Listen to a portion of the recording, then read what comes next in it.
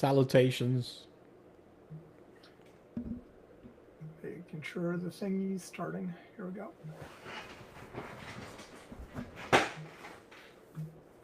Okay.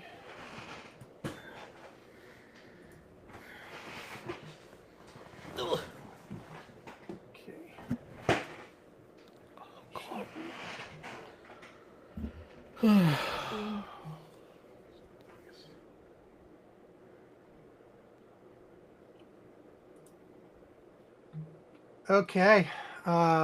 Shall we start? Yes. Okay. Here it goes.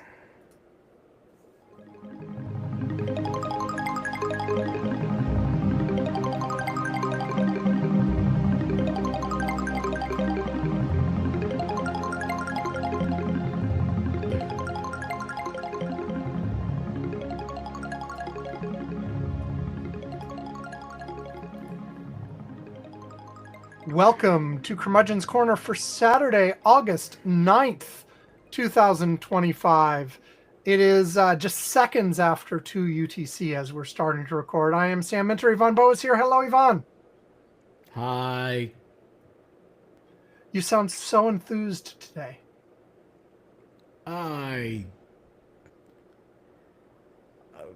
Yeah. You having a great time? You pumped up? I'm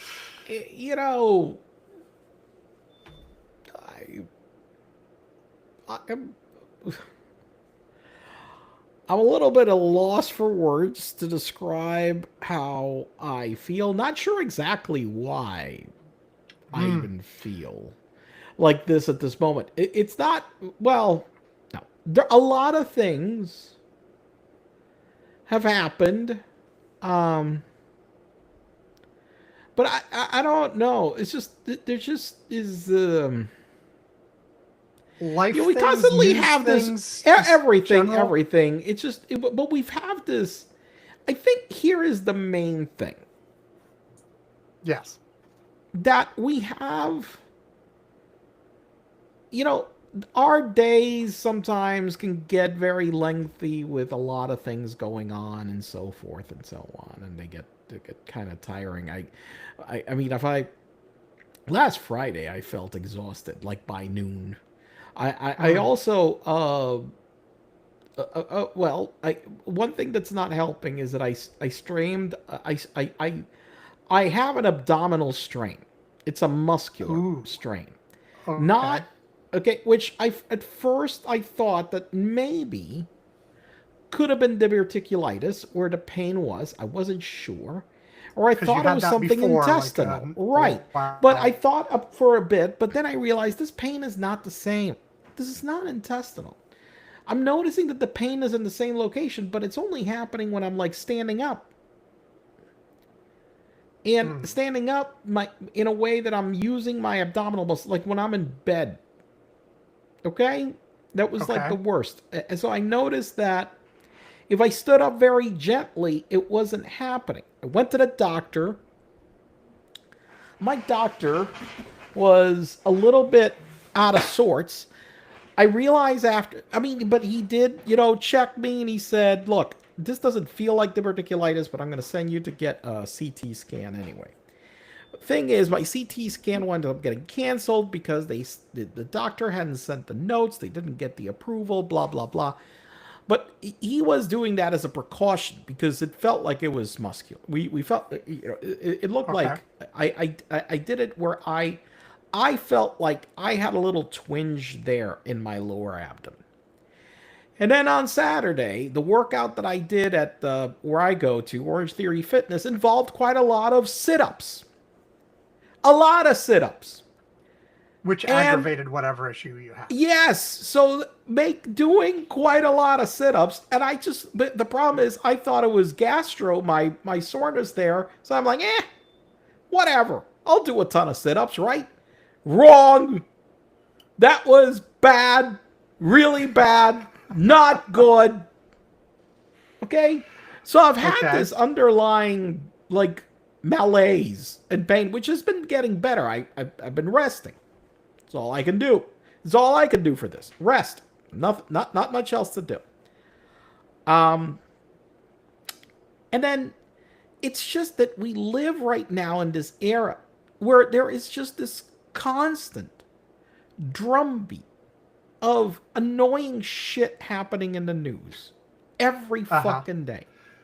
And it's every fucking day. So what you're saying is your body is reacting badly to the general stress of life in 2025. Well, no, I don't know if it's no, I'm not saying that that was my body's reaction to it. What I'm saying is you're asking me why am I feeling like blah, and then some other annoying shit.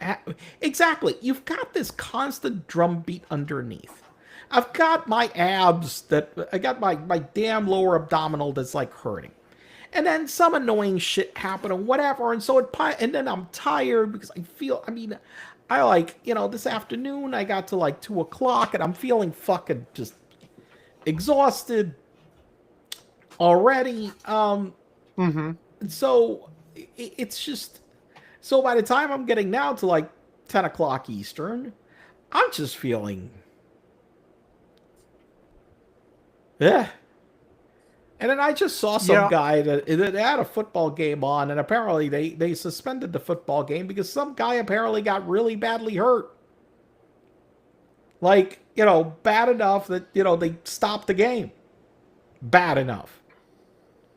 So that wasn't uplifting. Yeah.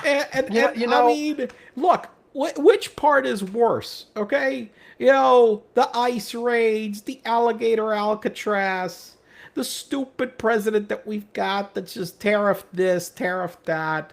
I had somebody was telling me a story about ICE showing up at some condo, like about 5-10 miles away, and how they were worried. Well, actually, I'm not even sure it's totally ICE. There was a big police presence. The suspicion was it was ICE. I don't know. They were arresting. It looks like they were trying to arrest some maintenance guy or some stupid shit. And they show up with like 15 police cars. Like, they're arresting, it's some non-violent dude. And they're going at it like, we're picking up Osama bin Laden or something. Mm-hmm. And then I'm sorry to tell you that whole thing about that shooting in Atlanta wasn't exactly uplifting either. You got ahead of me. I was thinking of texting our mutual friend Kathy. Just for our listeners, Friday evening, early afternoon, evening, whatever, there was an active shooter on sort of Emory University / CDC. They're right next to each other. We're right next to each other. And it, as it turns out, I think it's all like settled now, but the shooter's dead. The shooter's dead. It's all taken care of, whatever. But apparently he was specifically targeting the CDC, seemingly because he thinks the COVID vaccine made him sick. Something like that. Yeah, it's great. And anyway, a friend of ours, Kathy, who her husband works at the fucking CDC. She used to work there. Her husband still works there. She's got a bunch of friends that work there, and so I saw a news alert and I pinged her and I was like, "Is everybody okay?" Her husband had left 15 minutes before this had happened, but a whole bunch of other people she knew were still in lockdown over there. So great. It's just all very annoying, Sam. Irritating. Yeah. This is all of it. It's Peter actually said it best on the Slack today. I can't believe Americans elected this motherfucker again. Yep. And yes. I mean, how better put... What else could you say? What else can you say? Yeah. I mean, fuck. You fired the IRS guy. Apparently, I guess he was too nice or something. It's unclear why, but this is like the sixth one far since Trump has been president. I mean, the sixth guy. It's only been 8 months. What the fuck? This guy was just confirmed by the Senate 2 months ago. I mean, I don't know. He's going to go meet Putin in Alaska. You might fucking explain, explain to me this horse shit. Well, I'm just they're going to meet very, very, very. You need part to be Alaska, right? Alaska, so that like part of. Yeah, I'll probably sell it back at something at the when he's up there. Claims a great deal or something.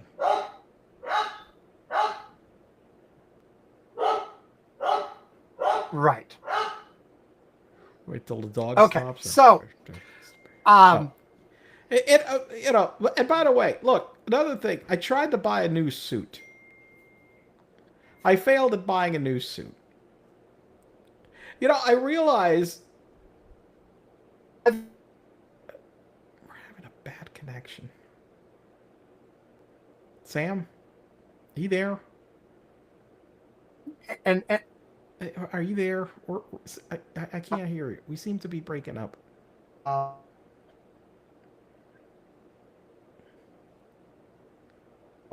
Hulk got like.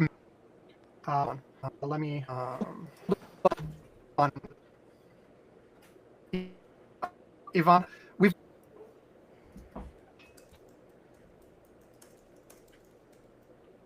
Hello? Can you hear me now? I guess not. Sort of. Yeah, something's amiss. And I think something's amiss with my internet for some reason. Maybe. Yes, something is very amiss. I have to reset the internet here. I see if that helps. You think it's you, not me? I'm not sure. But I had some issues. Oh, it's getting earlier. better. You responded to that like only 10 seconds after I said it. Is it getting better now? Yes. Okay, there's still a big delay. Yeah, there's still a delay, but it's like 3 seconds instead of 30. Hold on, just give it a second. If it's getting better. I'm at 92% uploading right now. What are you? Okay, well, I'm at 99, so. Okay, so that means it's probably my side that was the problem, not yours. Okay. But it's getting better. Hold on, just give it a second.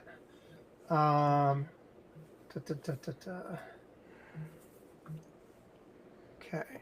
Let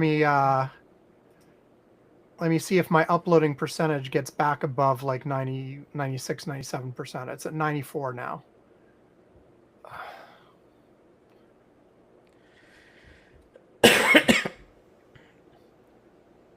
Okay, I'm also going to go beep. After I go beep, tell me as soon as you hear me say it.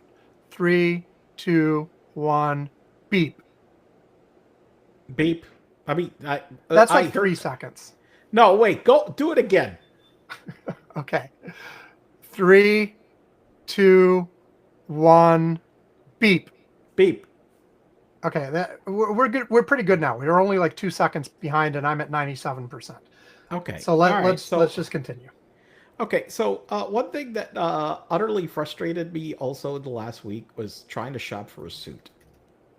Okay, you went to buy a new suit, okay, now I realize that I am in the minority. Okay. In terms of buying suits, and I'll tell you one thing. In that you do it at all. Yeah. Okay. Yeah, I bought a suit. Like, what was it? Last year sometime, because I was going to some event and my size had changed, so like I couldn't wear. I mean, I could have worn the one I had before, but it probably, I don't know, it would have needed to be cleaned. So here's the one thing. I my number of suits. I haven't bought any new suits in a while. Okay. Okay.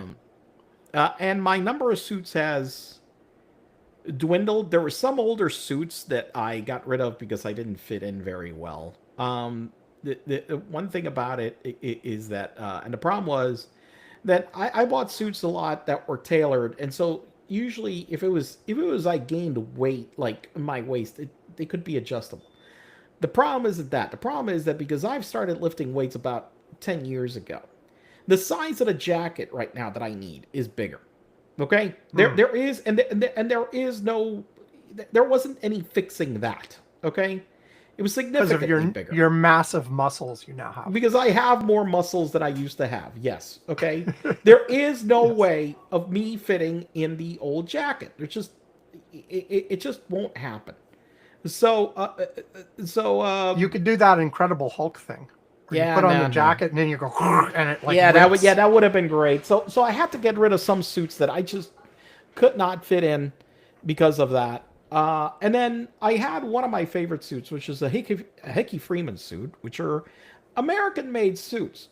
And not just that. Look, Hickey Freeman was a brand made in they were made, not anymore, in Rochester, New York, okay, in upstate New York.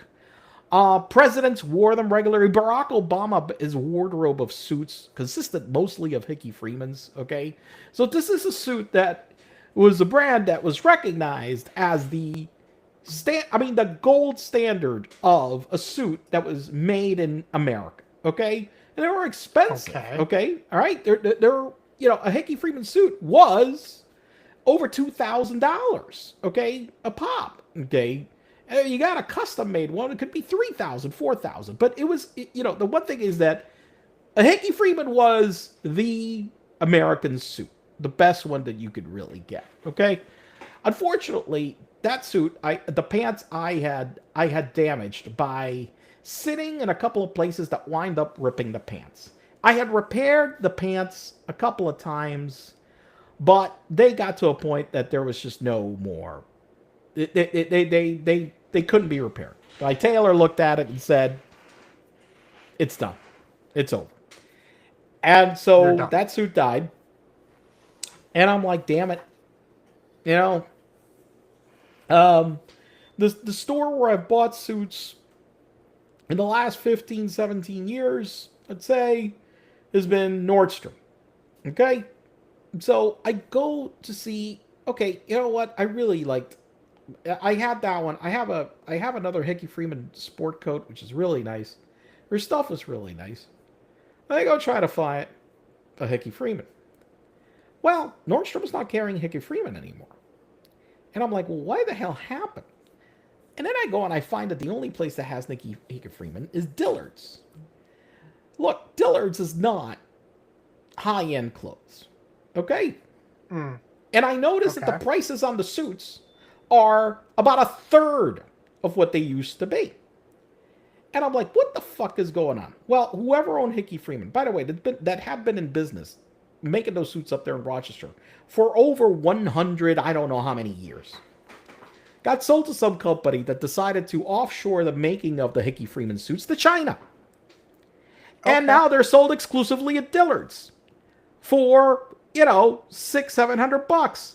They're not the same suits. It's a cheap Chinese suit now that they just took the fucking brand and slapped it on. So fuck, I can't buy a Hickey Freeman. Well, I could, but I would be a cheap piece of crap. So I'm not buying that. I'm like, fuck, I'm not buying. The other thing is, look, Nordstrom does the listen, Nordstrom, when you buy a suit, they will properly fit the suit for you. They will do it. And one thing, well, I had the Nordstrom credit card, which for some reason my credit limit is very small. I was going to have to figure out what the hell to do. I don't know. They lowered the credit limit. I'm like, I can't buy a suit. But it includes an alteration credit. So the alterations are free. I want to take advantage. Okay, look, I got free alterations. Well, you go get that done. Okay, but there's no more Hickey Freeman suits. So I'm like, okay, at Dillard's, they won't do a custom fit like that. So they don't do that there. You buy it off the rack and, people wear it that way. Okay, so I can't do that. Okay. Then they used to sell at Nordstrom also another American brand, Joseph Abboud. And I like those suits, and I got a couple of those. Another brand that also, because the suit market is going to shit, that brand also gone. It's the only place that you can get them now is some shit at Men's Warehouse that is not made at the factory, because that was also American made. That was made up there. Nope, no go. That's also disappeared. I'm like, fuck, what the hell? Okay, so the other suits that I had, which I got rid of a couple, the ones that I couldn't fit because of my because I'm Your bigger massive at biceps. my massive biceps. Yes, I couldn't fit. They're canales, which are Italian. Okay, and I like those, and I've had a number of those over the years. Okay, great. I'm fine. Okay, well they do have canales. Okay, all right. Um, but that was about. But I figured out that I looked through the brands and the brands of suits that I bought over the years. They're all like gone. They have very little inventory. I went to the store, I was looking at even the high-end stores like Neiman Marcus, Saks. Well, here's a problem. These stores are all going bankrupt. Saks, Neiman Marcus, and all of these basically were not being able to pay vendors. They had almost no inventory of suits either. Okay? Another thing is my size. Look, I'm a weird oddball size. Okay? I'm short. I'm wide. I need a suit. Look, I didn't fit into. Listen, short and wide. I couldn't fit in a fucking MRI machine. Okay, last year because my shoulders are I have shoulders that are so broad that I couldn't fit in a fucking MRI machine. Couldn't get through my shoulders. I'm like, what the fuck? I had to go to another MRI place that had a bigger machine to get in. So my dimensions are odd, okay? So I need a specific size. And so I go to, let me find some discount places online. Maybe they have some Italian suits at a discount online. Yeah, I found, this place has it at a discount. Only on one size that, I don't know, maybe my son could fit in it. I don't know. And I'm like, bottom line that I concluded, nobody's buying fucking suits. Nobody. Yeah. Just nobody. It's not easy to go out there to buy a suit. Even at like places like Men's Warehouse or whatever, but specialized. Very few. What they had was a lot of sport coats.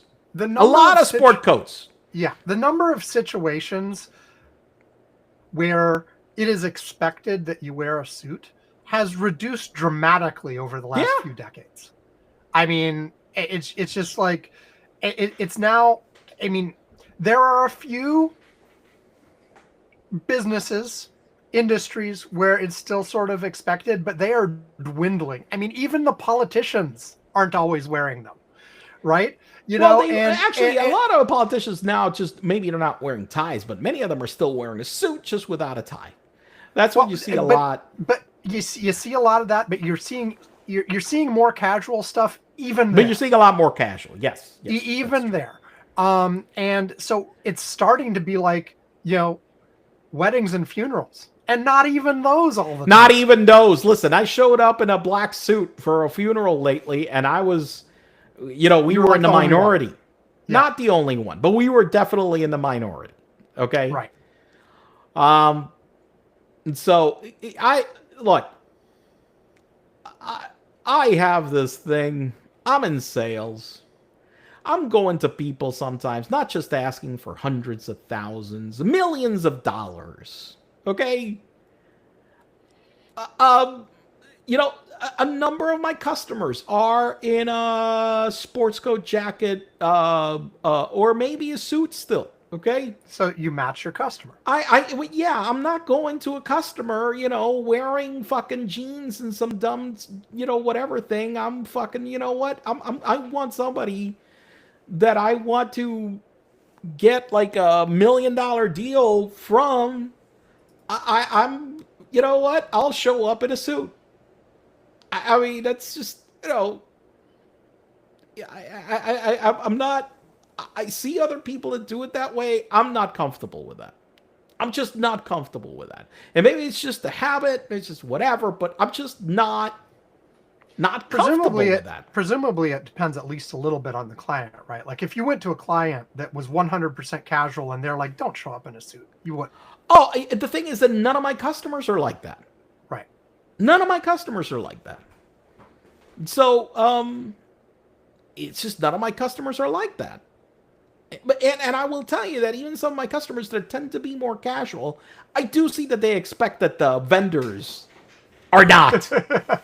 We want you to put on your little show, monkey. Yes.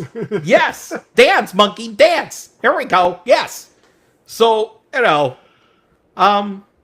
yeah, I found that it was far more challenging I mean, look, I'm telling you, almost all the American brands that are gone. The only one that I saw that is left, I guess, is Brooks Brothers. Because apparently Brooks Brothers is making suits at that same factory where they used to make the Hickey Freeman suits. But I will admit that I have a extreme disdain for Brooks Brothers. I don't like their clothes. I don't like their suits. I don't like their shirts. I don't like anything they sell. And I got, the last time I bought something there, I got into a very, I got into an argument because they sold me something that I didn't realize had a grease stain. Okay? Okay. And it was a sweater. And I went and I got home and I guess I tried it, it didn't look, and then all of a sudden when I went to put it away, I'm like, what the fuck? I went back and I said, guys, I'm sorry, but this suit had this stain. And they tried to say that I did it. I literally came back like an hour later. I'm like, what the? Look, I took it out of the bag and it looked like this. They gave me a fucking hard time about it. And I was like, Jesus Christ, fuck this store. Okay, all right, I'm not. Okay, yeah, but so, and even by the way, Brooks Brothers also had gone into bankruptcy.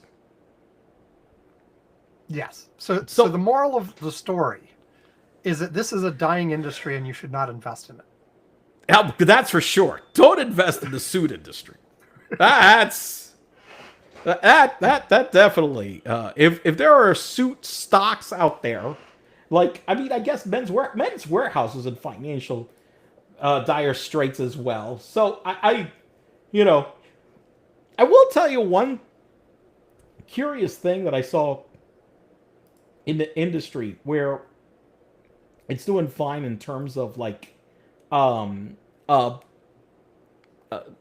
more formal attire.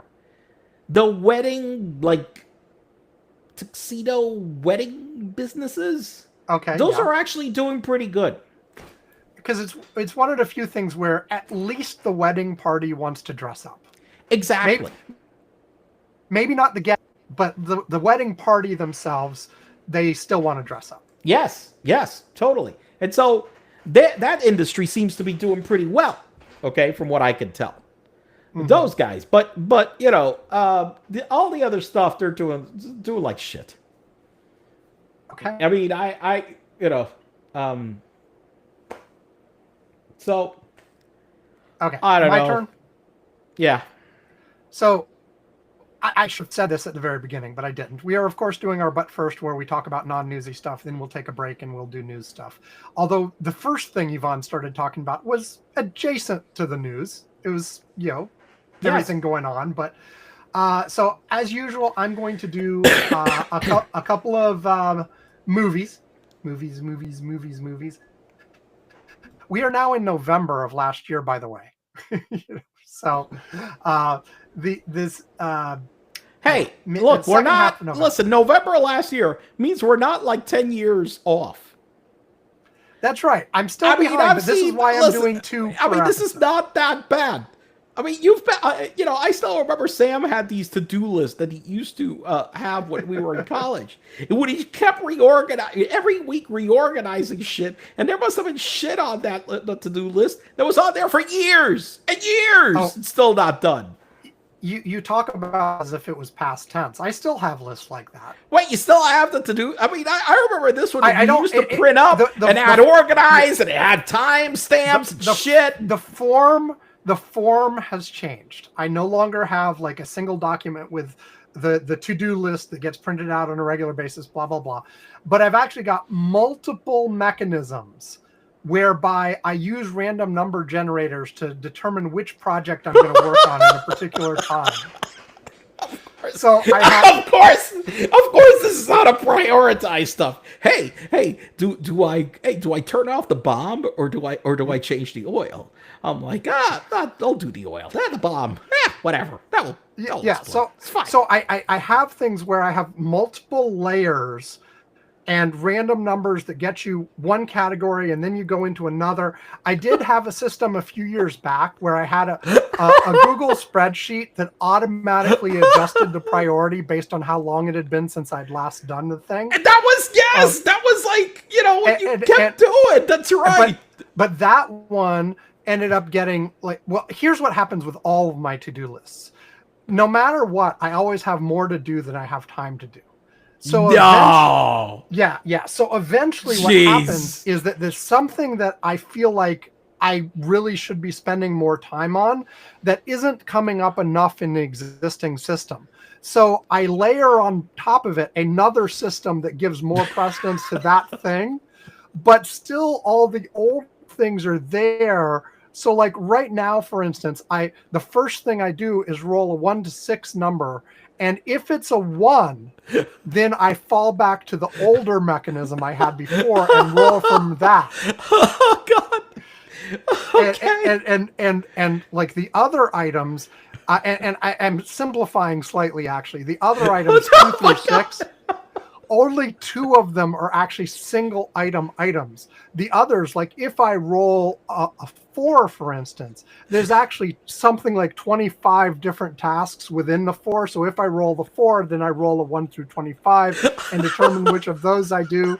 And oh my God, this is the most hilarious thing I've heard in a while. And so, so I have sort of a tiered level of priorities, and a random number picks the first thing, and then when you're in the second thing, there's another system that picks what you do there. And of course, random numbers are a key part of this system at all times. Of course, randomization has to be part of it. Yes, has to be part of it. Now, I have various things to make sure the randomization. Yeah. Not everything is equal. Some things are more important than others, so are more likely to come up than others. But it's still randomized. And then things happen like, the system breaks down. And so I realize, it's been 4 weeks since I've done laundry. The system breaks down. What a shocking development. No kidding. Really? Wow. And I'm like, I can't just keep buying new socks when I run out of clean socks. I have to actually do laundry sometimes,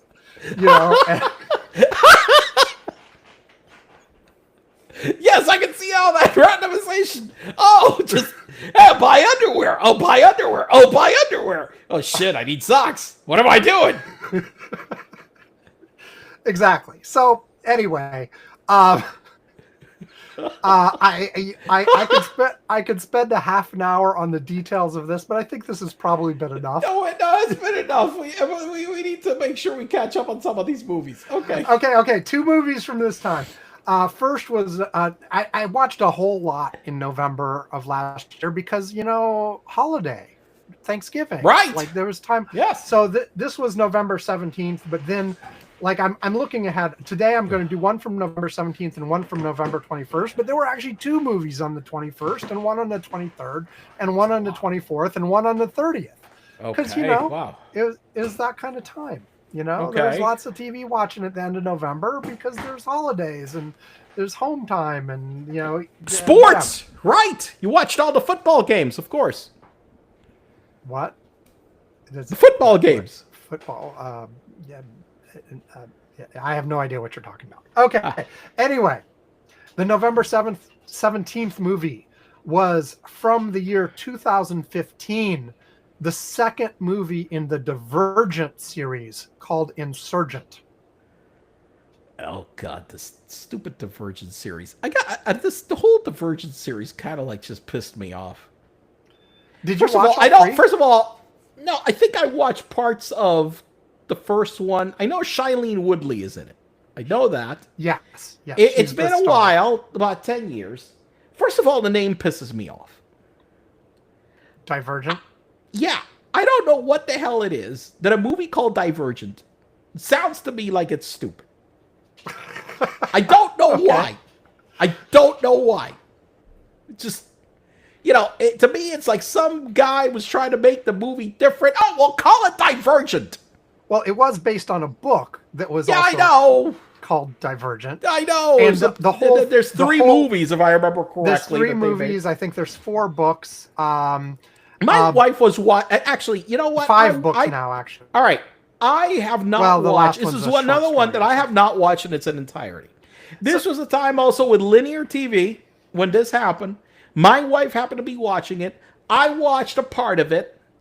I came away with thinking this thing is stupid, and I left the room. So something along these lines. Let me tell you where I was. I believe I gave the first movie a thumbs up. I really liked it. Okay. It basically, the title Divergent actually comes from the fact that there's some individuals, the society has been broken up into sort of castes by like what kind of jobs they do. Okay? Yeah. So there's like the intellectuals, there's the politicians, there's the soldiers, there's the whatever. Each of them have different names, but it's divided up into these castes. And then the divergent people are essentially people who don't fit into any of those categories well. Okay. Right. And I liked the first movie. I thought it was like some interesting, and I have not read the books, by the way, but I thought there were some interesting ideas. I thought it was well executed. I liked the actress. I liked sort of the situations they put her in and how it played out. I felt like the second movie, I'm only going to give a thumb sideways to. It was sort of like it doubled down on the action part of things as opposed to the interesting ideas part of things. Like the first movie I found interesting because, you know, they had the factions and how was this society structured and what was the divergent person and why and stuff. And there was still some of that in the second one because you sort of evolved the idea and found out a little bit more about why the factions existed and how that came about and blah, blah, blah. But it really sort of doubled down on being, hey, we've got like, it's an action movie. There's like a war, there's a battle, there's people running around and jumping on trains and rappelling and shooting and blah, blah, blah. And I just find that aspect of it less interesting than the ideas part. And it felt like the ideas were explored in the first one. And the second one was more just about, okay, now let's have everybody run around and fight and you know, this kind of stuff. And that was just less interesting to me. It was okay. I'm giving it a thumb sideways. Again, I reserve the thumbs down for the worst of the worst. But I give it a thumb sideways. It was okay. It was an entertaining couple hours. How long was this thing? 119 minutes, so almost exactly a couple hours. And it was fine. It was a fine little movie. It did not bore me. It was interesting. Ugh. It covered the couple hours, but it didn't feel like, oh wow, this is a good movie. I will amazing. Remember. Yes. Whereas you know the first movie wasn't like going to be like. It wasn't like I'm going to say it wasn't award winning, but I don't know. Maybe it did win some awards. I don't even remember. But I liked the first one. The first one, I was like, that was a good movie. I really enjoyed this. This second one was more like, it was a movie. It was okay. And that's okay. That's it. But you hated the first one enough that the second one wasn't even in your radar. I think it may have been. I'm thinking now. I think I remember you saying you fell asleep in one of these. It's very possible. I've fallen asleep in a lot of movies. So that's a distinct possibility. I think I think that the one that I hated, where I had not watched the first one, my wife's watching the second one. Okay. I'm pretty sure about this, that it was the second one. Okay. Because of moving on. Let's move it on. The second movie for this time around, which again I watched on November 21st, 2024, is Kubo and the Two Strings from 2016. Kubo and the what? The Two Strings. Okay. It's a stop motion animated fantasy film. And give you some of the people who are in it: Charlize Theron, Ralph Fiennes, Rooney Mara, George Takei, Matthew McConaughey. Okay. So it's got some and Art All-star Parkinson. cast. I don't know who Art Parkinson is, but like anyway, thumbs up. I really liked this movie. Like, I really enjoyed this movie. Let me give you the first paragraph of the plot in from Wikipedia, of course. In the early feudal Japan era, a 12-year-old boy with only one eye, named Kubo, tends to his ill mother Sariatu in a mountain cave near a village.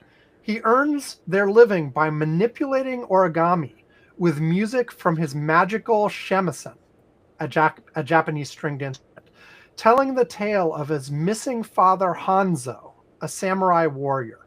Kubo is never able to finish his story, as he does not know what happened to Hanzo, and his mother cannot recall the end due to her deteriorating mental state. His mother warns him not to stay out after dark, as her sisters Karasu and Washi, as well as his grandfather, the Moon King, who took his eye when he was a baby, will find him and take his remaining eye. Obviously, at one point, he stays out after night, after dark, and things happen, and adventure ensues, and a whole bunch of stuff happens, and he finds out, this is as spoilery as I'm going to get, he finds out more about what happened to his father and to the history of what happened to his eye and all this kind of stuff and blah, blah, blah. He discovers some of that. In any case, I really liked the movie. I didn't think I was going to like it. At first, I was like, what the hell is this? This is kind of goofy. But like as it went on, it drew me in. I really got it. It hit some emotional notes. It was the kind of thing where by the end it was tugging at your heartstrings, and that's the kind of movie I end up liking the most. Like I'm pretty sure I ended the movie like crying, which I like it when a movie makes me cry. I liked the movie. It was not one I'd really heard of before. I watched it. I don't know how it got on my list. I'm sure somebody mentioned it. Like I put movie list if I ever see anybody mention a movie in anything even remotely like a positive way, I add it to my list. Also, if it's ever a wiki of the day, I add it to my list. Things like that. Anyway, big thumbs up for Kubo in the Two Strings. It is animated, but it's an all family movie. It's not like a kid's movie. It's got some like themes that will hit you as an adult as well, but it's also like it's not going to be bad for kids either. Kids will also enjoy. Anyway, let's see. 97% in Rotten Tomatoes rated, so it got really good.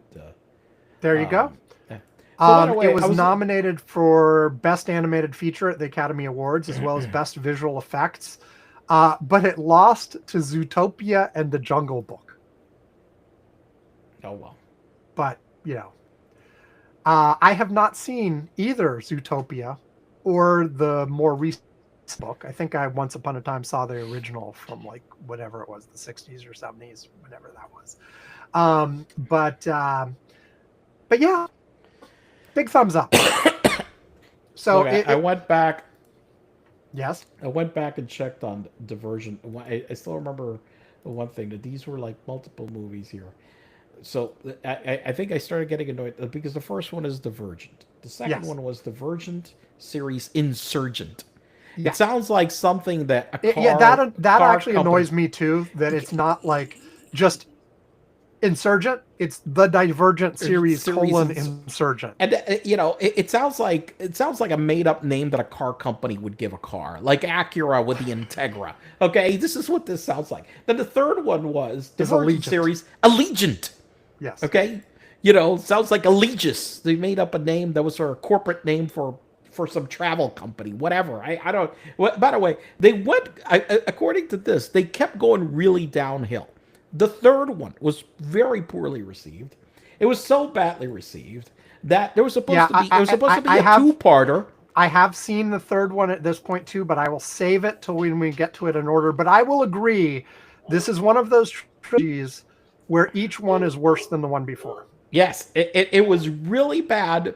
And not just that, it was supposed to be 2 parts. It was so bad that they canceled the second part. There was supposed to be a TV spinoff, and they canceled that too. Yes.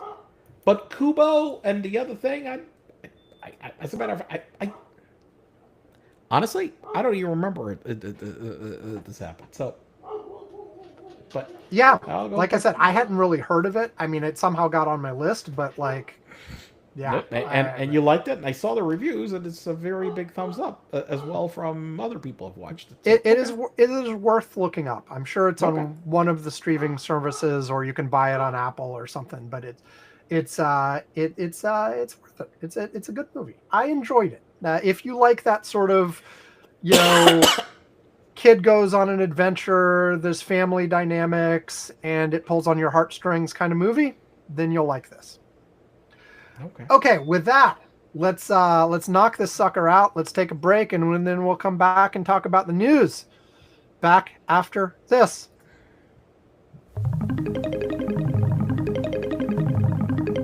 No, it's not the beginning of the show again.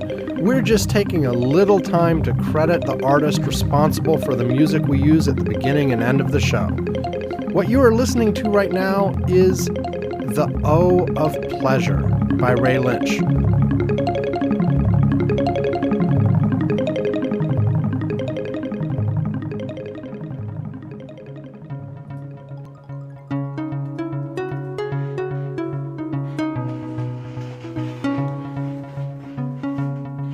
The music we close our show with is Celestial Soda Pop.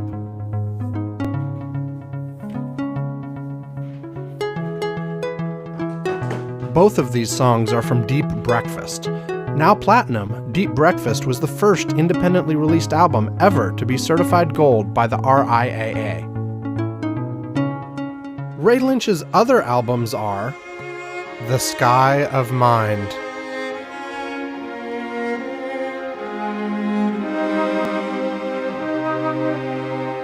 No Blue Thing,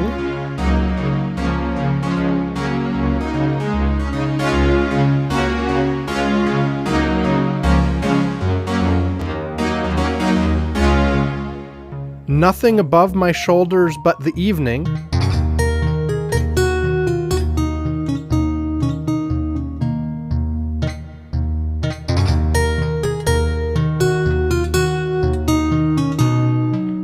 and The Best of Ray Lynch.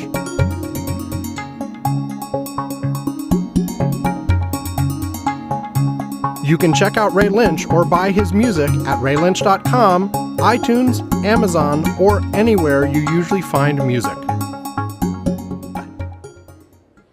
Okay, and with that, Yvonne, your pick. What newsy thing shall we start with today? Thinking. Yeah. Shit.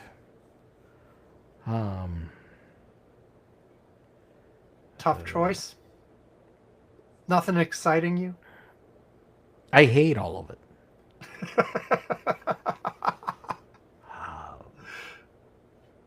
We could just do more movies. Okay. Yes. Wait, it's not on the list, but so Trump was on the roof of the White House. Yes. Right? This was this week, right? That was real. That did happen. What the fuck is going on, Sam? I mean, what in the fuck? I mean, Sam. Okay, so Sam, wait. The president of the United States, out of the blue, all of a sudden, is walking around yelling from the roof of the White House. No. So there's the joke answer, and then there is a real explanation as far as I can tell. So the joke answer is like he showed up on the roof, and the reporters down on the ground were like, "Hey, sir, why are you on the roof?" Right. And he's like, I'm taking a walk. I'm just going for a stroll. Yeah, that and is then what he he yelled back and said. forth at the reporters for a while. But if you listen to the continued conversation after that, it looks like this is yet more Donald Trump looking at remodeling the White House stuff. he's like he's talking about like building some additional stuff up there on the roof. Like he made some hand gestures, like maybe he was going to build a dome of some sort up there. Is this still crazy shit, Sam? We're in the middle. I mean, I'm sorry. And he wasn't by himself. He had the Secret Service and other people with him up there. Yeah, there were some people there that looked none too pleased about him being on the fucking roof, by the way. Those people were not looking like, oh yeah, this is a great idea. Uh-huh. Look, he wants to build a giant golden dome on top of the White House roof. Oh my God, there keeps more gold in the fucking Oval Office. Every time you look at the Oval Office, there's more gold. It's like a fucking guy. I mean, what the hell? It's like an emir's. Did you see the patio that they replaced the Rose Garden with? Oh God, yeah, with the fucking. It's also got gold umbrellas. Golden umbrellas.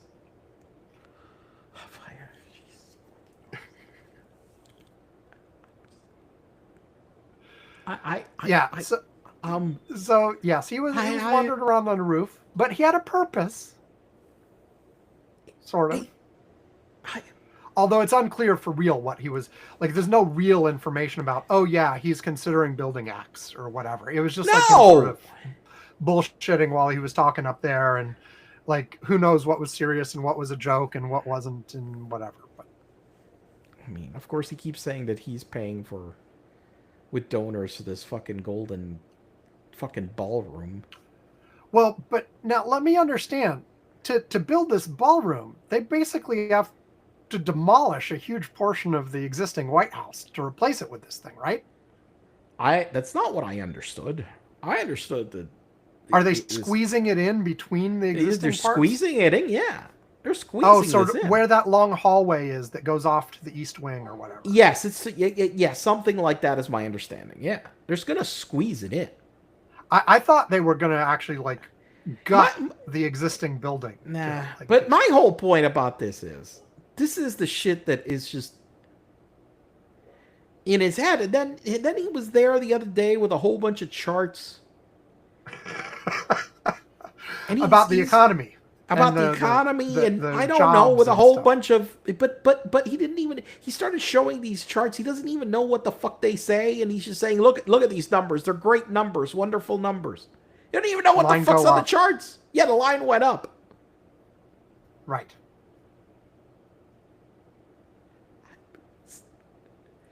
And then we were tariffing gold. And then they were trying to clarify we're not tariffing gold. Because the Swiss were upset. Well, the Swiss were here this week. And I don't think Trump even talked to the president of Switzerland, which I'm guessing is because he didn't talk to her because she's a woman. And he's just a sexist prick as well. Okay. Aside from a pedophile. Yes. So is our theme here Trump's mental health and competence? I mean, because we've talked about this before. I mean, he was never very good, and he's been getting worse. Worse. And then, I don't know. I'm gonna give. Listen. Of course, we can't hear about anything else on TV other than Trump's mental decline, right? Because that's what happened to Biden when he had a couple missteps. Right. Look, I know that I'm pretty sure that Jake Tapper is working on his book right now on Trump's mental decline. Yes. Yes, and nonstop coverage about how he should resign because he clearly doesn't know what he's doing anymore, right? Right. Yeah. Nope. I got a fucking lunatic president walking through the fucking roof in the middle of the day of the White House, and I'm like, oh, what the fuck is going on? And yelling at reporters from down up there. Well, if he didn't yell, they wouldn't have been able to hear him. That's true. Yes. Yeah. Good point. And they were yelling at him. Yeah. And then apparently now he's trying to insert himself into the New York City mayor race, and he's trying to endorse everybody, so he's trying to endorse the supposed Democrats that are against Madami. But oh God, butcher his name. Mandami. I'm sorry. Mandami. Oh fuck. See, now you got me having to check. Oh God. God, I'm sorry. I should know this by now. Did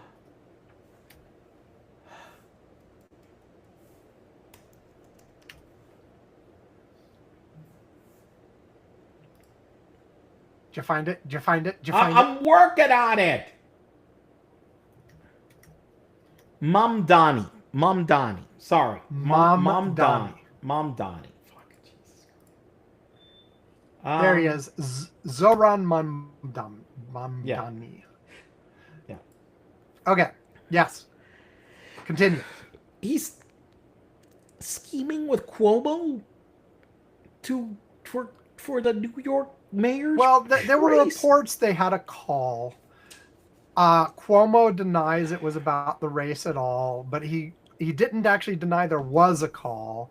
Meanwhile, Mamdani is, of course, running with it that clearly a vote for Cuomo or Adams is really a vote for Trump. Yes. This like is that? I mean, it's true.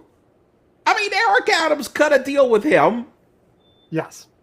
So he's in his pocket, and it seems that Cuomo, for some reason, also is like playing, for Trump too. Yeah, that is what it seems like right now. Well, I think the thing is, I mean, at various Cuomo times here's the problem. Cuomo just wants to win. He doesn't care. Yes, I was going to say that. At various times in the past, Cuomo has positioned himself as anti-Trump. He's also positioned himself as like, hey, I can work with whoever. I can get things done, blah, blah, blah. He's positioned himself a whole bunch of different ways. The whole Cuomo thing just pisses me off. Oh my God, to no end. Like after what happened to you, go slink away and disappear. Right. Like you've got plenty of money. You'll do fine. Just go retire. Kick your feet up. Work at some law firm like fucking like what's his name, Giuliani. He could be collecting a couple of $1 million a year. There's a bunch of things he could do. He does not have to go back and run for office again. I mean, you resigned in disgrace. Come on. By the way, the lesson all of these people have been having, the lesson from Trump himself getting reelected and everybody else is never resign. Yeah. Double down and screw it. Yeah. Okay, here's one thing on the New York race. I looked up to see if there was any recent polling. Recent polling now, this is about 5 days ago that I found here on the race. A new poll found Mamdani with a significant lead in the current field of 5 candidates, attaining 50% of the vote, regardless of his opponent. Yeah. So now, unlike the first round, this isn't any funky runoff, multiple choice, whatever. This is just like whoever gets the most votes wins, right? There's not even a runoff. Let me see the combined support for 4%. Let me see. I'm not sure, so I'm checking to see if they got ranked choice polling for the. I think that was only for the primary. My numbers was conducted 2.0. Supports never dips below 50% and only increases in a thinner field of candidates. For example, in a hypothetical 4-way race without Cuomo, Mamdani support rose to 55%. In a 4-way race without Adams, his support rose to 51%. Mamdani is the only candidate of 5 that the majority of respondents, 58%, said he would consider voting for in November's election. In comparison to the 37% they were voting for Cuomo, 27% they were voting for younger Adams. It's apparently like the Republican doesn't exist in this election, basically. Essentially, yeah. Yeah.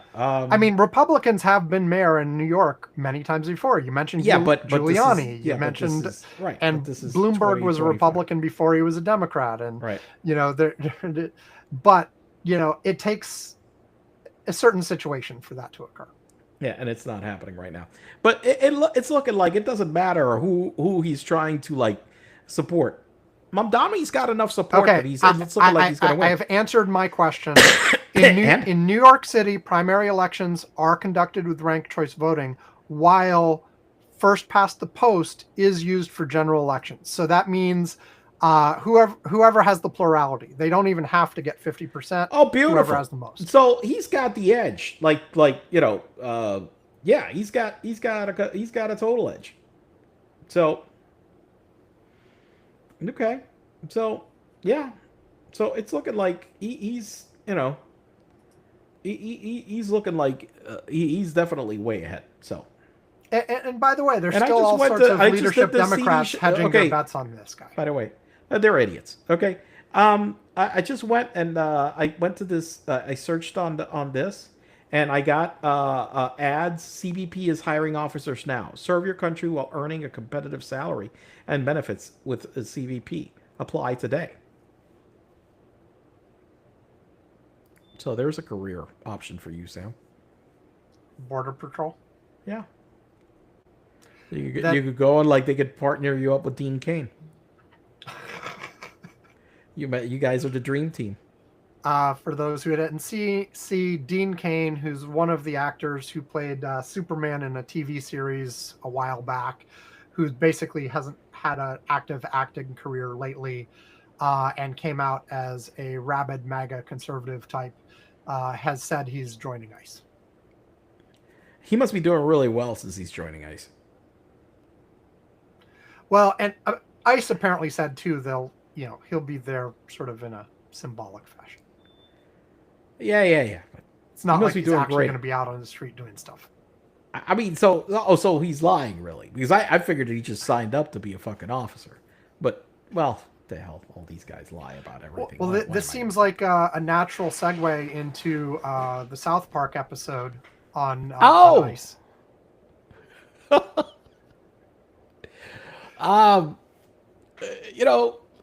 The one thing about this whole thing, the South Park episode where they had Kristi Noem on shooting every puppy that appeared on TV. Which, by the way, I have not seen the whole episode, but I have seen multiple clips. Yvonne shared on the Curmudgeon's Corner Slack the first clip where she was shooting puppies, which apparently she was shooting a commercial in a South Park episode. She was shooting a commercial to recruit for ICE, and it was basically the theme of it is no qualifications anymore. We don't care who you are. You can join. But she kept getting distracted by having to shoot puppies. But that wandered by or whatever. But apparently, from other clips I've seen, this was a recurring theme throughout the entire episode. And the closing credits had her running into a pet store and just shooting up the whole place and killing everything in there.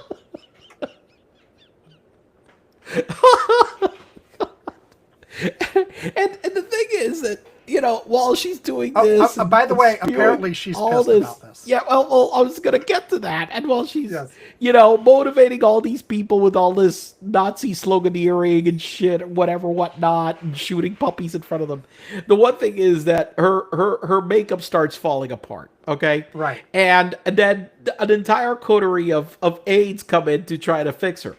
And her whole takeaway from this was that they were ragging on her looks.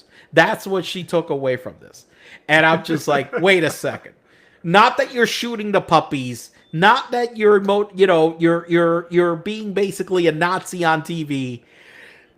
Your take, and by the way, what they were mocking wasn't the looks. What they were mocking was her obsession on the looks, which basically trumped, pun intended, everything else, okay? Because its image is everything for this woman. It's more than that, too. They were also mocking the general tendency. If you look at women in Trump world, oh fuck yeah, they're all holy shit. There's you can see if you Google this online, you can see before and after. Yeah, it's the Mar-a-Lago look. Where before they looked like normal women. Yes, and then the after they've had in some cases it's just Botox, makeup. In some cases there's plastic surgery. Makeup, there's whatever. But there's a specific fillers. Look. Oh shit. But as far as I'm concerned, they universally look worse. Oh my god, so much worse. Holy shit. It's like you looked like a normal, attractive woman, and now you look like some sort of I don't some even kind know of Frankenstein. That's some kind of Frankenstein, like experiment is what they look like afterwards. Holy shit! Yeah. So they were mocking that, not the way that she actually looked, but their obsession with this look, and the obsession with the looks. Because I mean, she was standing like I mentioned, she was standing in front of a jail in El Salvador. Okay, a jail, but a gulag basically that they created in fucking El Salvador, wearing an $80,000 watch. Mm-hmm. And I'm got like going, and again, as I said, tell me where the fuck this money's coming from, Sam. Because this woman never made more than $100 and some odd thousand a year. Okay? Before she got to this job. And somehow she was wearing an $80,000 watch. You want to explain that one to me? Trump coin. Ah, Trump coin. Yeah, forgot about that. Now you can hold it in your 401k. I've heard. Yeah. Yeah. Now we can, we could buy the Trump coins into our 401k, prepare for our retirement. Excellent. Okay. So also, in any other general ranting about the Trump administration you want? Yes. Okay, Tim Apple went to the White House. Okay. Okay. Yeah, I was going to bring that up if you didn't. Go ahead. Tell me about Tim Apple. Look. As a first say what he did before you talk about it. Like, what did he actually do? He went to the White House. He has been, the company's getting hit from all sides on all these tariff announcements and all this shit. Move production to India. Then there were tariffs on India. They were talking about tariffs on chips. They're talking about everything. And because Apple, unlike a lot of their competitors right now, the other big Silicon Valley companies, look, they the only two that really move massive amount of goods are Amazon and Apple. Okay, the rest are just advertising software, whatever. They're not. The impact of this shit isn't hitting them, but Apple definitely is looking at this, and it's problematic. And so they went with an olive branch to the White House to formally declare that they were going to invest $100 billion in certain specific manufacturing that they figured that they could do in the U.S. Basically, to try to get that in exchange for not having to bring fucking iPhone production to the U.S. Wait. Don't forget the little... Wait. But part of the whole thing was the presentation of this, because they were manufacturing glass, Corning glass factory. Right. That one of the things that they were doing is this presentation of this glass plaque with an Apple logo, with a commitment to it, with a base made out of 24 karat gold. Yes. Hey, anybody worried about gift limits to the White House anymore? No. And I hadn't heard, like, traditionally gifts like this officially belong to the government. Right. It's not a gift to do you individual. Do you think that's staying in the White House? Here's what I think. Like, it may officially be a gift to a government, just like everything else. Donald Trump will just take it. Like he did that. Didn't he take like some sports trophy a couple weeks ago? He took the fucking trophy from the damn FIFA tournament, and he kept the damn thing. They had to make a replica to give it to the fucking winners. Yes. So yeah, he's going to take the damn thing. I mean, he remember, there was a whole thing about stuff he took to Mar-a-Lago that he wasn't supposed to take. He got indicted for that shit. Of course he's going to take things like this. I will say, before we talk a little bit more about Tim Apple, and we're calling him Tim Apple because Donald Trump called him that once. But the thing is, from what I've read after this, is it not true that basically everything Apple promised that they were going to do, they were already doing anyway? I believe that you know what? I don't like know. They talked about making this glass in Kentucky. They already are making that glass in Kentucky. Now they may be committing to make more. I don't know, but like it seems like a common theme in all of these deals with Donald Trump is whether it's Apple or whether it's other countries, is to dig up things they were already doing or planning on doing anyway and serving them up on a silver platter and saying, okay, we're going to do this and let Donald Trump claim it as a silver? win. Gold platter. What are you fucking gold talking platter, about? Sorry. Is that a gold platter? Yes, has to be gold. Sorry. Yes. My bad. Yeah. Well, so is that right? I did not look into the details of this. I did not, whether that was already in the plans or not. However, what I will say is that it is, in most of the cases, like you've mentioned, that has been the case. The reality is that that Trump didn't know wouldn't have known about it anyway. And so therefore, in large part, just going up there and showing him, hey, we did make a commitment to build, this is what it is. Don't fucking tariff my goddamn phones and chips. Right. And he said yes. Yeah. So Apple got the exemption that, yep. They're like, we're throwing this massive thing on chips, but not you guys, because you said you would do this. And part of it is also, again, it is the optics. It is coming to the White House. Yep. It is kissing the ring. It is telling Donald how wonderful it is. It is giving him the golden glass thingamabob. And saying we're going to do all this stuff. Again, whether or not you were going to do it anyway doesn't matter. It is the physical act of sucking up to Donald Trump that gets you your exemption. And so then I've seen a lot of criticism that says this is really disgusting. Tim Cook I used his real name that time, going and doing this stuff. But at the same time, he got his company the damn exemption. Exactly. He's looking out for his shareholders and his employees. He's like, what the fuck am I going to do? He'll let us get fucked by this guy? Look, I'm going to say this. Probably most of, if you had told me, like, say, 10 years ago, hey, Ivan, do you want to be CEO of Apple? I would have been like, absolutely. I'll take the job. I want that job. I would have loved to take that job. I would have taken that job. You ask me right now, do I want to be CEO of Apple? Having to deal with this shit, I would be like, fuck no. No. I don't want to be in Tim's shoes. This is, some people have been talking about replacing him, whatever, Weld, or behind whatever. Let me tell you something. This fucking nightmare fucking scenario that as executives of many companies are having to deal with this fucking Trump administration, which operates like a mob enterprise, okay?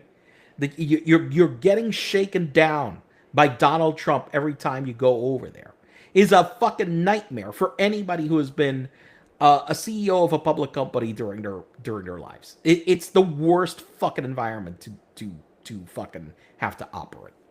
No, I wouldn't want the job right now. No. Because nothing's about like, hey, here are the fixed rules that you have to play in and then figure out how to do that. Instead, it's all 100% about, can you suck up enough to Donald Trump that he doesn't go after you? Yeah, basically. Like you did Intel CEO this week. Tell that story. Apparently, I don't know what the Chinese ties that he have, and Intel's in problems. All of a sudden, Donald Trump started demanding that Intel fire CEO. Now, what Donald Trump and company have said is all sorts of conflicts of interest with China. Right. But based on what? I have no idea. Is there truth to that, or is I have seen no basis for that. Or is it just like this? Is just racism, as far as I can tell. That's what I was going to say. Is it just flat out racism? It seems like it. Yes.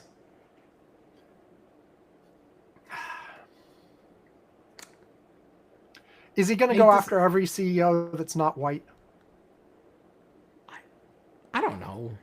He hasn't gone after like a Microsoft guy. Satya. Yeah. Yet. I don't know. But look, it wouldn't be, it wouldn't surprise me that he doesn't, if he does it. I mean, the guy is a rampant racist. So. Yeah. Okay. Anything else on this, or should we take a break? I promise not to bring up Donald Trump in the next segment. Let's see if there's anything,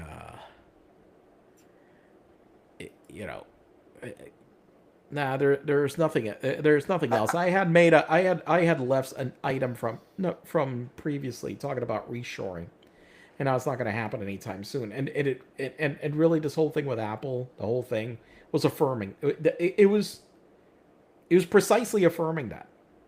But they're like, dude, we can't bring this fucking production here. It's just we're gonna bring this, but that the rest of the shit you're talking about, impossible. That's what this is all about. Everybody else is getting killed. Look, the automaker. I don't know why the automakers can't get a break from him. Okay, because GM and Ford are getting hammered by the tariffs. They're getting hammered, and they haven't been able to go and like get some kind of like way of presenting him a golden tire or something. I don't know, whatever. So they could get them off their backs. Right now, the current trade deals favor you making a car in Japan and bringing it over versus making one in the U.S. Right. It's insane. Because of high tariffs on raw materials and a relatively low tariff on Japan after the latest deal they gave. Correct. Yes. It's nuts. Because once again, the theme on all these which by the way, all of the tariffs that had been put off over and over and over again, most of them went into effect this week as well. Yes. Now, who knows if they'll last, what the deal is, but we now basically have this baseline 15-16% across the board. The average that was calculated by some people is 18%, but even some guy today on Bloomberg said, look, there's a lot of ups and downs and differences. It's so complicated. Yeah. And that he's still, look, I don't understand how some of the people are even getting to that number. Because there's a lot of rules, exemptions, things, certain materials don't apply, But also, and again, no rhyme or reason to it either. No, there's no rhyme or reason. No. It's all over. It's all about who has sucked up to Donald lately. Yeah. Basically. And so it's not like there's some sort of coherent philosophical tariff worldview that you apply and get this, other than tariffs are cool and they're something I can use to like beat people over the head of it. I would never imagine that somebody would ever utter the phrase "tariffs are cool." Can I just say that is just that was a phrase that I never expected in my whole fucking lifetime to hear. By the way, but how complicated it is. Okay, go. You know that Trump said Brazil 50% tariff, right? Yes. Well, but apparently there's so many buts in it that it really isn't the 50% tariff. Okay, tell more. I'm not sure which ones. Here it is. It was an Economist article today. Donald Trump's tariffs on Brazil are more bark than bite. The Latin American giant may have avoided the worst for now, and it said here that let me see where the detail of it, but it's saying here that the tariffs now in place against Brazil exempt nearly 700 products, including planes. So, the biggest worry first, Embraer. They export a lot of aircraft. Guess what? They're exempted. Oil, also exempted. Wood pulp, orange juice. Exports of coffee, beef, and fruit were not so lucky. But still, the exemptions were so big that in the end, it's not a 50% tariff. Right. So, yeah. And as we said from the very beginning, watching these exemptions is probably more important than looking at the top level numbers. All you got to do is follow the fucking money trail to figure out who's getting exempt, basically. I would like just a report of who the fuck the company and who's donating, and you're going to predict who's getting a tariff exemption. Yeah, I would bet money that you are correct on that. In the Godfather movies, they had this part where guys from, I guess this is from the telephone, I can't remember which telephone company they were portraying there. I think it's probably ITT, probably at the time. Show up in Cuba, and they give this golden telephone to the dictator. Okay, all right, in the thing, and it's just amazing how exactly it is working right now, just like that in the Trump White House. Right. One other Trump administration related thing, although it's not as directly Donald Trump, is of a long string of things RFK Jr. has been doing in the health area. Oh, The most fuck recent was canceling $500 million in research to mRNA vaccines. And look, I've seen so many posts on like Blue Sky and Mastodon and other places from, health related people, specialists in the field, talking about how incredibly stupid this is and shooting ourselves in the foot like everything else. And in this particular case, it's like, now some people have said, people are going to die because of this lack of research. But I feel like it's more complicated than that, because other countries are going to do this research. Right. It will get done. It's just we're going to be behind. We're going to be behind. Exactly. Other countries are going to be the ones that are going to control this, and that we're going to need at some point, and we're going to be behind. Yes. Well, and here's the thing, like, if you look at Donald Trump's first administration, the one thing that he did that was probably really good was the goddamn Operation Warp Speed on the COVID vaccine, to really push it hard and use some of this mRNA technology that was really cutting edge and resulted in a vaccine that worked really, really well. Multiple vaccines using this technique across the world. But the thing is, the technique involved in that, which, by the way, it was not brand new for the COVID vaccine. Right. They had been working on researching mRNA vaccines for a decade plus. And this was just the first one that was like, okay, we'll use it on this one right away and we'll fast track it and blah, blah, blah. But this stuff has shown extreme promise, like for an actual HIV AIDS vaccine. Is in the final stages and was one of the things canceled. The tests on it were canceled on this. It's been showing promise for all sorts of cancer vaccines as well, for certain types of cancer. It's a really, really promising technology that has all kinds of potential applications in different areas, that's been showing that it's been working really well. Now, a lot of this stuff is still in the research phase, and that's what they're canceling. Is like, it's really super promising technology with the potential to save, millions of lives potentially. And it's like, okay, we're not going to do that research anymore. Sorry, you're on your own. And again, the research will get done, but the fact that it's not by us is just hurting ourselves for no reason. I mean, we're just idiots. And it probably will set things back. Like, even if other people will pick up the slack, if we were the ones that were running ahead on this point, it's going to take a while for other folks to catch up, and it's just, and this is just one of many things that RFK Jr. is doing to really decimate our health infrastructure in this country, and it's really sad. And Donald Trump was asked about this, by the way. He's like, the mRNA vaccine was one of the major successes of your first administration, and now all this stuff is being canceled. What do you think about that? And he says, like, that was the past, we're moving on, was basically his answer. He doesn't give a shit. Okay, shall we take a break? I'll come back with some non-Trump, not non-politics thing. We will be back right after. And then I don't, I was about to say, I don't think this will take very long, but every time I say that, it ends up taking so long. So we'll be back. We'll be back.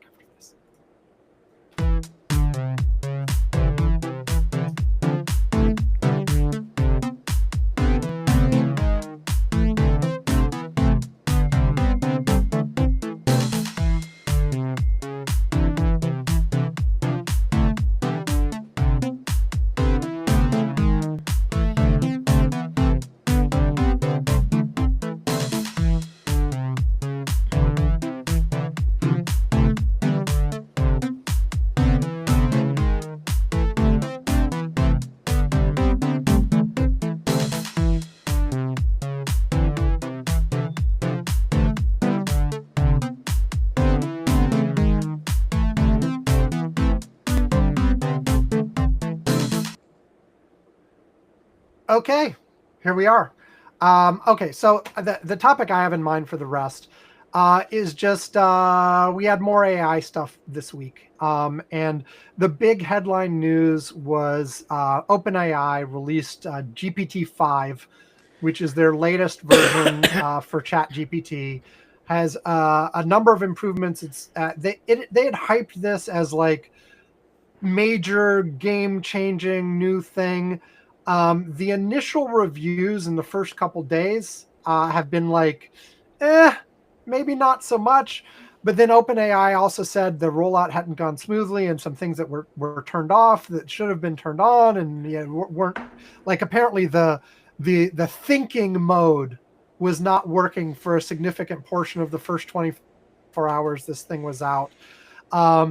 But people have been posting their usual sort of AI fails of like AI doing really stupid things, like not being able to count the number of bees in blueberry, generating maps of the US or lists of presidents that are completely wrong, things like that. Well, the great thing is that, look, the list of presidents that you shared, yes, showed that apparently our past presidents time traveled.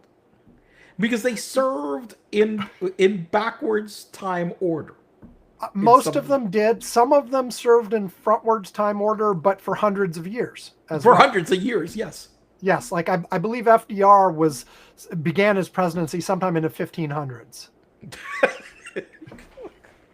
Now he was president a long time, but not 400 years. And of course, the name was wrong. They screwed up all. The names. Yeah, the names were in really amusing ways. I don't know. They just released a new AI model for us for internal use. It just announced it like yesterday as well. I mean, like I've mentioned, actually, our engineers are using it more than me in order for a solution. In order to put together solutions and stuff. We had a couple of internal models, but I do think that look, it was like this whole thing the other day. The whole thing the other day that I shared about this girl that got thrown out of a trivia competition. Okay, where they were in the trivia competition, and she got thrown out because they found out that she was like searching for the fucking answers. She was looking up the answers. She was looking up the answers. And she got all pissed off and started screaming, "This is bullshit! This is impossible! Nobody can know all these answers without fucking searching!" And I'm like, Sam, look, I've heard, I can't remember who the hell blurted this out to me the other day. And I've seen this and now I hear it from so many other people. So many people are just admitting to me right now that they cannot write an email without using ChatGPT. Period. They can't write an email at all. Well, look, I will tell you, like at my place of work, everyone is being encouraged to actively use AI for like everything. Now, no. And internal AIs, not like these external. Yeah, that's like same thing as ours. Yeah. And it's like, everything from writing an email to writing a report to coding to whatever. It's like explore what's out there, figure out how you can use it effectively. Now, it's still expected that, you as the human are reviewing it and making sure it makes sense. And all this kind of stuff. But this is my problem. Most of these people aren't reviewing anything that this shit is generating. Okay. So many of these people, the ones that I've heard from more not inside the company, but from other places, the main theme that I see is that these people are using it and they don't have no clue about what they sent. They don't understand they don't understand the subject matter. I joked about this when this first started happening a couple years ago, that like we are now in a situation where somebody is given the assignment to send out a summary email or an email talking about whatever's going on, right? And so they give the AI like 3 or 4 bullets and say, write me a status report based on these 3 or 4 bullets. And the AI expands that out to like a 1-page document or something. And then they send it out And if anybody reads it at all, which may not even happen, but if anybody looks at it at all, oh, they'll probably ask for it to summarize EA back to them, so they're not even reading the fucking thing. So what the hell's the point of this stupid thing? They have anyway? the AI summarize it back to 3 or 4 bullets, and you could have just sent the 3 or 4 bullets. 4 bullets to start with. That's the one thing I don't understand, why you're using the AI just to make tons of filler. I mean, the on a lot of these things, it's like, if it really matters that little, then why are you wasting the time on it anyway? I don't know. At the same time, like I will fully admit, both at work and at home, the AI is saving me all kinds of time. The AI is letting me do things that I would not have done at all without it. And I get it, but I'm not talking about that. What I'm talking about is people not being able to answer simple questions anymore, or do simple things because they can't think anymore. And there was a study that came out like a few weeks ago as well, talking about they had one group of people write like your old traditional like 5-paragraph essays themselves about some topic that they had to research. And then they had another group who were encouraged to use AI to write the paragraphs. And then they tested both groups on something theoretically unrelated. Yeah. But that still exercised your brain in some way. Yeah. And they found that the people who'd used the AI did worse on the other tests afterwards. Yeah, no kidding. I guess the theory is simply because they weren't exercising their brains for the other activity. So they got lazy or whatever. I don't know. But at the same, like I said, I have to admit, like I am getting things done that I wouldn't even have attempted without AI assistance. But you know what? And I guess, maybe the one thing that I'm seeing, and it's something that even other tools have shown in the past, we've had Google searches or whatever, is that it really depends on how you use it. Yeah, because there's just so many people that just they will be. They don't care about understanding what the hell is behind it, and they will just go and whatever. Well, the thing is, the people are right who say, like, if you are in a situation where you can just copy and paste the output of the AI, and it is perfectly acceptable, and the people who receive that are fine with it, and any problems it has are just like, oh, okay, that's fine, then you really are redundant. The AI could just do that without you. Yeah. Like if you are adding value because you are using the AI as a tool to go back and forth and refine something and blah, blah, blah, blah, blah, and you're actually putting a decent amount of yourself into it. Okay, then maybe you can make the argument that you plus AI is better than you alone. Well, but if all you are doing is, oh, copy and paste the output, move it over here, done, then you are useless. Yeah. Yeah. And maybe you served some function in the past, but the argument that says your job is not actually needed anymore becomes very, very strong at that point.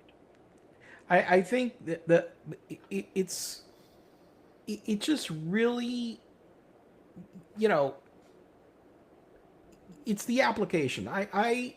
For example, I'm working on something, applying AI, in which what the net result should be is that I've got a call center that's overwhelmed. Mm-hmm. There's just too many fucking calls coming into this call center. And this AI will offload a significant burden of some of the calls that are coming in. So basically handle all the simple ones and route the more complicated ones. Exactly. Right. That's basically what I'm trying to do. And if we do that we've right, had, by the way, we've had systems to do that for call centers for decades now. It's getting better.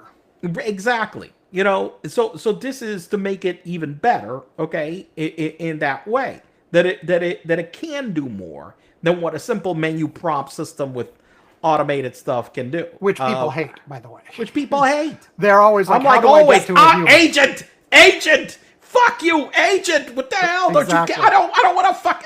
Listen, I don't want you to repeat my balance. I don't give a shit. Give me the damn agent. Right.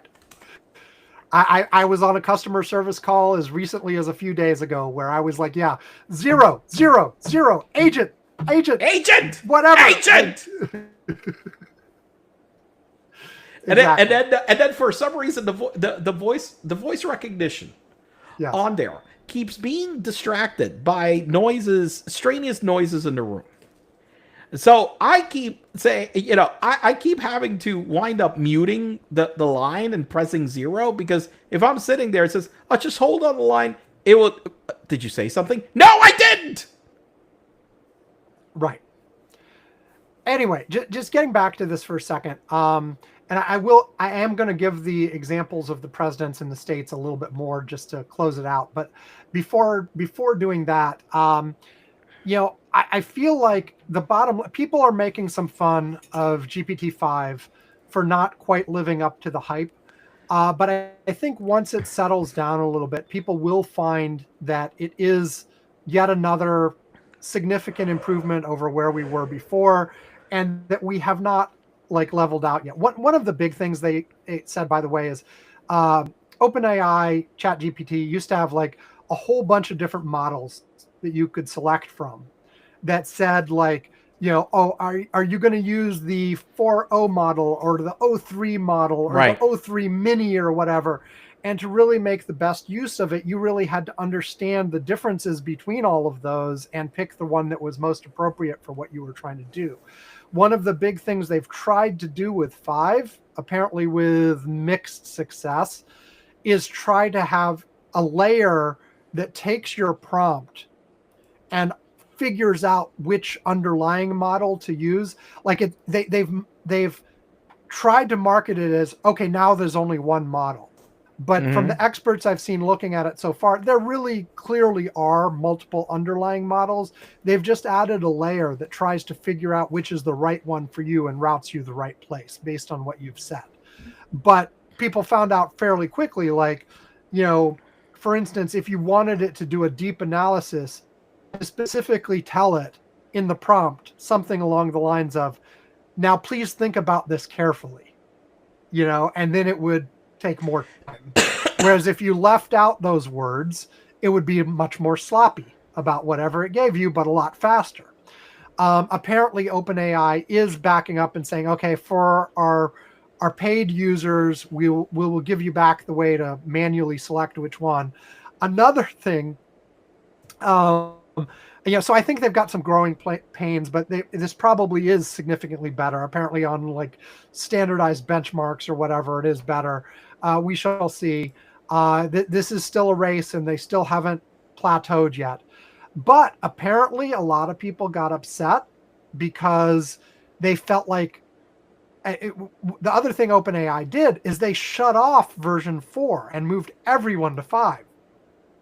But a lot of people started complaining that its personality was different because they had specifically done things like make it not flatter you as much, make it not agree with you all the time, make it not whatever. And they also added some protections in, by the way, where they were finding in version 4.0 that people were getting dependent on the AI and people were spiraling into like various, like, I'm going to say conspiracy theory, but it wasn't exactly conspiracy theories, but they were spiraling into like, there was one case where there were a couple cases, actually, there are a bunch of these where people started thinking that they were super grandiose important because of the way this thing was flattering them and telling them how important their idea was and how really like they were going to revolutionize the world or whatever. So in ChatGPT 5, they've scaled back on all of these things intentionally,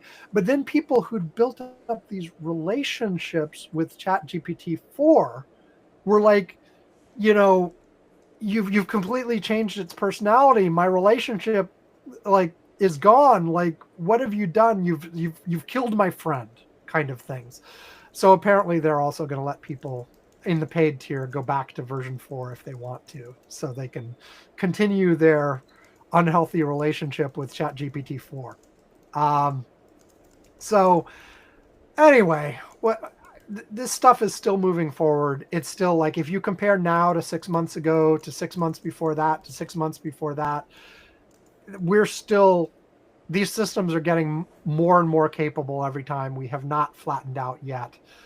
So we'll see where it goes. But in the meantime, they're still messing up the president. So let me read you some of this. The prompt people asked was, show me a diagram of the US presidents since Herbert Hoover with their names and years in office under their photos. Okay. So we start out with Herbert Hoover. And by the way, it's got pictures of all these people who are clearly, you see maybe some resemblance to the real person. It's like a caricature that's a bad caricature of sort of that person mixed with other, like the Bill Clinton person looks like a mix of Bill Clinton and Ross Perot, for instance. Ronald Reagan looks like the spitting image puppet of Ronald Reagan. Remember spitting image, the little puppet shows? Anyway, but Herbert Hoover was apparently president from 1929 to 1539. Okay. Then the names start getting messed up. We have Franklin D. Roosevelt. Rosanna. Yeah. Yeah, he was president from 1539 to 1946. It's a nice run. Presidency. Harry S. Truman, they got his name right, but he was president from 1848 to 1523. Nice. Dwight D. Ifishwer. Went back and Ifishwer. Yes, Ifishwer. President he was president from 1983 to 1991. I didn't realize we had Ifishwer as our president. Look at that. Yes, and all of these years are messed up, so I'm not going to give those anymore, but just a few more of the names. John F. Catwadi. Lyndon B. Johnson. Richard Ninan. Gerald Yard. They got Jimmy Carter right. They got Jimmy Carter right, thank God. Ronald Reagan. George V.W. Bixar. Bill Churton. Yes. George W. Bush. Abrak Ufawane. Sounds like the way that I would expect like Donald Trump to pronounce it or something. Donald Trome. The fucking picture of Trump is just... Oh my God. And then we have Joe Biden. They got his name right, but he looks like Orrin Hatch or somebody. Something. And what year did he start as president? The year, it says 20, and then they're not even numbers. Yeah, it looks like it might be 2066 with some lines. Let me tell you something. Donald Trump, it says he's president from 2017 to 2431. I hope this better be fucking wrong. That's all I'm saying.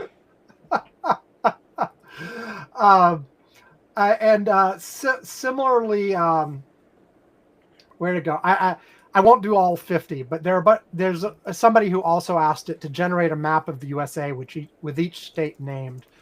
It got Washington and Oregon right. California is California.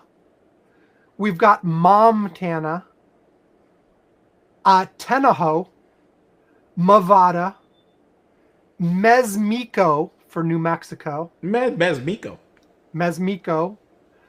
We got Dakota and Sonora for North and South Dakota.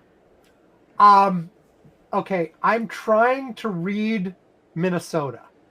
Mahim, It's like and in then some Cyrillic things that aren't letters. letters. Yes. Wisconsin is Wiskubsgia. Ohio is, Michigan, Miss Frotty. yes. We got Lundus for Illinois. Ohio, Oko. Oko. Oko. West Virginia is apparently Russian or something. um, Georgia is the CEO yes. of Cola. Yeah, and Pennsylvania, Fimo-Poham. Yes. Anyway, that's enough. You can look these up. So, so AI has all the typical AI problems. They haven't solved them all yet. Apparently, some of these may have been gotten by not remembering to tell the AI to think carefully about it. It might have done better if you told it to think carefully. So you got to remember, think carefully. Anyway, that's it. Shall we wrap it up, Yvonne? Yeah, let's wrap it up. Okay. Go to curmudgeons-corner.com. You can find all the ways to contact us. You can find our archives. You can find transcripts of shows. Importantly, you can find a link to, all the ways to contact us, except I have not linked to the TikTok yet. I still have not linked to the TikTok. I still have, I opened a Blue Sky account for Curmudgeon's Corner, but I haven't done anything with it yet. It's not populated. It's not doing anything. I'll finish that someday. Anyway, and of course you can go to our Patreon as well to give us money. At various levels, we will mention you on the show. We will ring a bell. We will send a postcard. Have you sent the postcards yet, Yvonne? No, I have not. I would yell at you, but I had the postcards on my to-do list for something like 4 months before I sent them. Exactly. So give me a fucking I told you at the beginning of the show how my to-do list works. Yeah. One of the things on that list was send those postcards. So that explains a lot. Anyway, postcards, mugs, whatever at $2 a month or more, or if you just ask, we will invite you to Curmudgeon's Corner Slack, where Yvonne and I and others have been chat every week throughout the week. We share news stories. We talk about whatever. Yvonne and Peter and a bunch of other folks were talking about investments earlier today. Yes. I did not partake in that particular conversation. I looked at it, but I did not contribute. I was busy at work and I didn't care. But sometimes there are things that are of interest to me. It is a variety of conversation, and there's interesting news stories every day. So Yvonne, what is the highlight this week from the Curmudgeon's Corner Slack that we have not mentioned on the show? I got two for you. Very excited. I got two for you. First one, Will Wheaton is now older than Patrick Stewart was when Star Trek The Next Generation piloted. You're welcome. First one. This is another thing that's clearly a lie. It's not true. And the second one is dial-up internet to be discontinued. AOL routinely evaluates its product services and has decided to discontinue dial-up internet. This service will no longer be available in AOL plans. As a result, on September 30th, 2025, this service and the associated software, the AOL Dialer software, and AOL Shield browser, which are optimized for older operating systems and dial-up internet connections, will be discontinued. This change will not affect any other benefits in your AOL plan, which you can access at any time on your AOL plan dashboard. To manage or cancel your account, visit My Account. For more information, if you have any questions about your account, please call. It's amazing AOL even exists still. I'm like, how the hell? I mean, who can dial up? How do you dial? I mean, how? I mean, what can you do doing dial up right now in the modern internet? Not Who has much. a modem? Who the hell has a modem? I'm sure there's still some people out there. Well, I shared on the Slack also a picture of what I thought was the coolest design of any modem back from the 80s and 90s, which is the Hayes smart modem. I Mm-hmm. really like the metal It's got the case of blinking it. lights on the It's front, got the row of blinking lights on and front, they which I still made the love. noise when you dialed up. Yes, yes, yes. It's important. This one is a picture of a Hayes Smart Modem 1200. Not, I mean, I know that the last one I had was 56 kbps, but, this I think is, I might have even had a 128 at some point. yeah. I had And a three. probably I did not 56, 128. probably My slowest was 300. That was my lowest. I think my first was actually a 1200. I don't think I ever had a 300. I had a couple. I had a 300. That was slow. Let me tell you about slow. You could see the letters just. It was like a teletype with the letters Yes, just coming I remember. out of the 300 baud modem. Yeah, this is not blazing fast by any stretch. We should get some of those modems, Yvonne, and record the next show on a 1200 baud modem. I don't think that will work. I have a strange feeling. Oh. Well, As according to the file size that I am like right now, we have used 3,898 megabytes on my end and counting. Let me see. I'll ask ChatGPT. Hey, how long would it take to transmit 3,907 megabytes at 1,200 BPS? All right, let's see. Let's see if you can give me an answer. I know it's terrible at math, but here we go. Yes. This is the kind of application where a simple calculator is actually better. Go ahead. Well, but I don't have I'm not sure how to do that mathematical. I gotta add a lot of zeros. It did give me a quick answer. 301 days. I don't see why that would be a problem. There you go. It would only take 300 days for me to upload the file. It's fine. Yeah. And of course, like actually having the conversation at that speed as well, right? Right. Yeah. We'd have to. So we'd spend like the next 300 days working on our next episode. We could go back and forth by typing at the 1200 baud. Yes. And then feed that into text to speech or something. Yes. There you go. But it would have to be 1980s text to speech. Oh, Jesus Christ. Sound like a rope. Yes. The entire robotic voice. Yes. There you go. Yeah. Okay. Anyway, so AOL does apparently still exist. It still exists somehow. I don't know. I have gotten email from an AOL address within the last year. Our friend Chad still has an AOL address. Ah, yes. He let us know he was getting married, and we watched, right. Watched the wedding online. Yes. Not via AOL, I don't think. But no, we did. So who are they owned by now? Yeah, I gotta look this up. Verizon. Oh, Verizon. Oh yeah, it was Verizon a while back that bought them. Yeah. Wait, that was through 2001. No, it's now. Verizon sold 90% of the Verizon Media division, which apparently included AOL, to Apollo Global Management. Oh, the hedge fund? Okay. And which also bundled with that was not just AOL, but also Yahoo. Yahoo. Right. It was Yahoo. Yeah, because I know they own Yahoo too on that. Yeah. Anyway. Okay. That is it. Thank you, everybody, for joining us. Have a wonderful, wonderful week and do amazing things. And make sure to, whenever you're thinking about texting your spouse or significant other, don't just say what comes to mind. Ask ChatGPT 5.0 first what you should say. Me. And yes, then I've seen that say this is that. a trend. Oh, God. I've seen people recently talk about how, like, they're asking ChatGPT, like, hey, I'm going to be late to this thing that I was supposed to do with my wife because I was doing this other thing instead.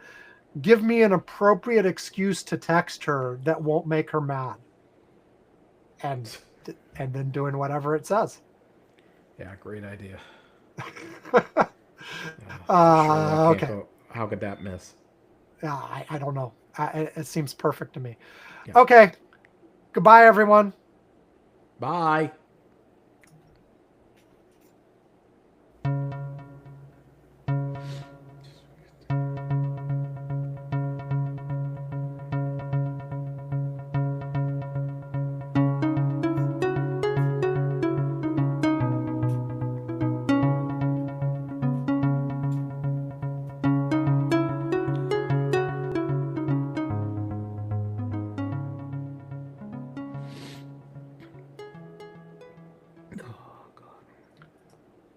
Okay. Good night, Yvonne. Go to bed. And I'm gonna have dinner. Oh. Oh. Good. Okay. Okay. Hitting stop. Stop.